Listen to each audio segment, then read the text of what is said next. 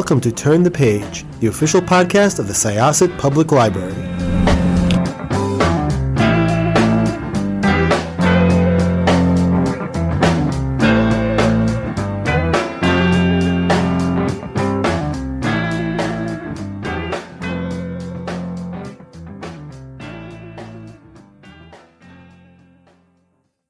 Hi, and welcome to this chapter of Turn the Page podcast, Syosset Public Library's podcast.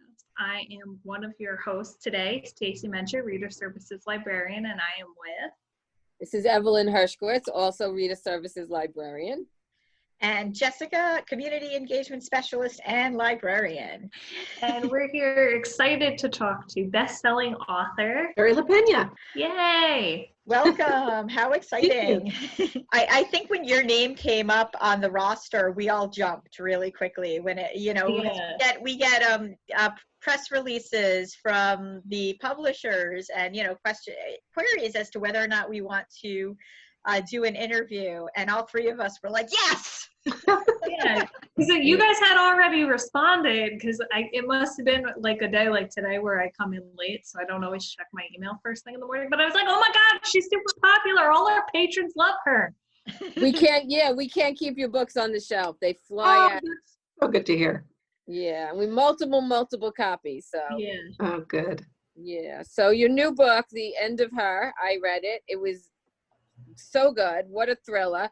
The twists and the turns and everything that happens is just great. Do you want to just tell our audience a little bit about it? Because I don't want to give anything away. So Sure. So the book's about a couple, Patrick and Stephanie, and they have newborn twins with colic, so they're pretty sleep deprived.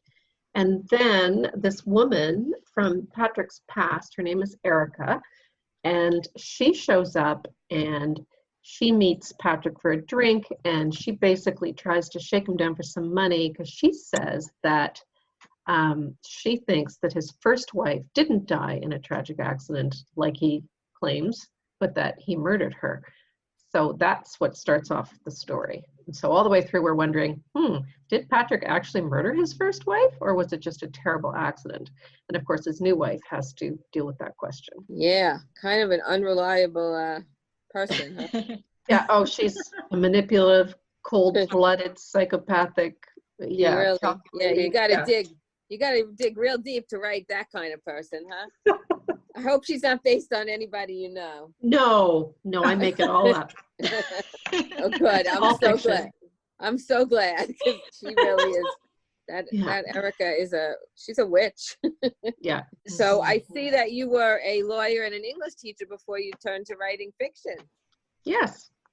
I was a lawyer briefly. I did not enjoy being a lawyer. I've always liked books and reading and writing, so an English teacher made a lot more sense for me. And you're in Toronto in the city or the outskirts? In the city, right downtown. Okay. Right. Yeah. Toronto's a great city. Yeah, thank you. Yeah. We're really still is. in partial lockdown here. Oh, you are? Oh, wow. Yeah. So how did you make the transition from lawyer to thriller writer? Were you always a thriller reader? Were you a thriller reader? I came into the thriller world late and I cannot get out of it. You never get out of it. Once you're in, you never get out. I've always been a mystery and thriller reader from the time I was, little, like Nancy Drew and Agatha Christie, like that was my stuff. And then, when I was a kid, I wanted to be a writer and I wanted to write, Nancy Drew stories, like mysteries. And then as I got older, I thought, oh no, I'm not going to be a writer. It's not very practical. So I went to law school and I really didn't like that. And I thought, well, the only thing I've ever really loved is reading and writing. So I thought I'll be an English teacher. And then I had children. And basically when I stayed home with my kids, I started writing every day. And that's when I started writing seriously. And I started out writing literary fiction, and then after I'd written 3 of those, I wanted to try a thriller. So I did, and that was what I'm sticking with because it was fun and it went really well for me. Is that The Couple Next Door? Was Yeah. Yeah, that one's hard to keep on the shelf. That one flies out all the time. As all your books are, but I think all of them are also pretty much staff picks as well. Yeah. Oh, thank you. As a mother of twins who 5 years later is still sleep deprived. Oh, for you. I love that you kind of set this thriller at the backdrop of that time period, because I mean, you don't happen to have twins yourself, do you? No, my sister-in-law has twins, but I had a colicky baby and it was hell. It was really difficult. I mean, it's exhausting enough, and I have no frame of reference because I've never had a singleton myself, but it's just such a weird time period where nothing seems to gel. So sort of setting a thriller in a time period for a couple when time has no meaning. What gave you that idea? Do you know what? I don't know. I just wanted my, especially my female character, to be really sort of off kilter. And, you know, I remember my own experience with sleep deprivation with colic, which went on a long time. It really messes with your head and your perceptions with everything. So I thought, oh, I'll give her a colicky baby. And then I thought, you know, the old rule, just make things worse and worse for your character. So I gave her twins. Just to make it even harder, you know. You weren't going to give her triplets, and I appreciate that. No, that would be too unbelievable. Everything else in my book is believable, but the triplets wouldn't have been believable. My sister-in-law has triplets. It's believable. Mine has twins, yeah. So when did you start writing this book? This one, I always start writing my new book in May when the previous one is in the bag.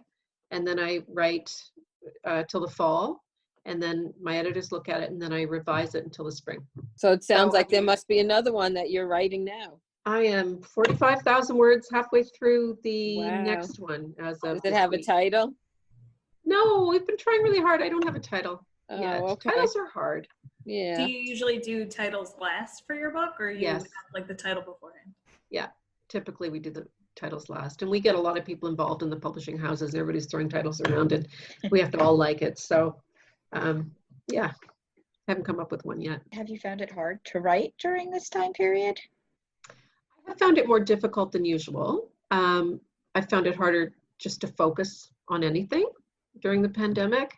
It was really hard, especially in the beginning in March. It was hard to read, it was hard to write, but now I've sort of gotten used to it, and things seem more normal. But it has been hard to focus on things. It's been a very difficult time. And my house is full of family that used to go out. So I don't have an empty house anymore, which makes it harder. If you're moms, you know what I mean. You have an office at your house that you usually write at, or do you usually go to coffee shops? Oh, I write at home. Yeah, I cannot, I'm not good in coffee shops.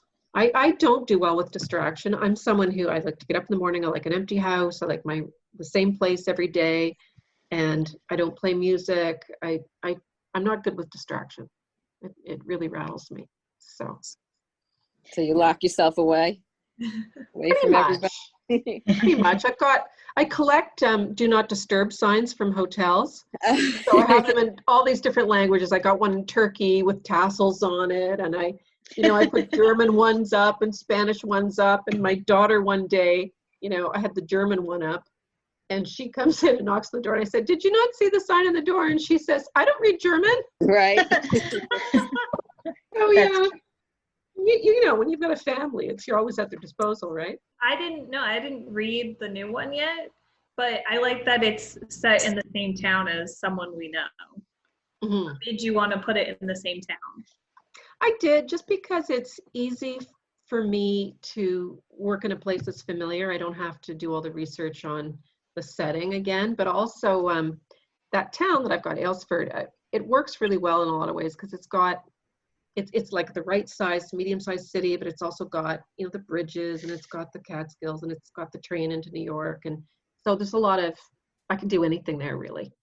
It's not like a really small town. It's not like Manhattan. I mean, it's got a lot of potential. Have you ever lived in the New York area, or you always been up in Toronto? No, I've always lived in Canada. It's a great place to be. Do you connect with other thriller authors? We recently found out that, what is it, Thriller Fest, Evelyn? There's like a thriller convention or some sort of like event. Yeah. I usually go to Thriller Fest every year. I connect with writers all the time. Of course, there's no travel right now, but typically before the pandemic, I would travel maybe 8 or 9 times a year. So I'd be going to England, I'd be going to New York, I'd be touring in the US, I'd be touring in the UK, and I go to Iceland or Greece or Beijing or whatever. Like I used to travel a lot. This year I'm not traveling at all, so it's been very strange. And I'm doing a lot of virtual events. But yeah, like the crime writing community is very supportive and very friendly. So we all read each other's books and we all know each other, and it's very nice to connect at these festivals, on occasion. So it's nice that way.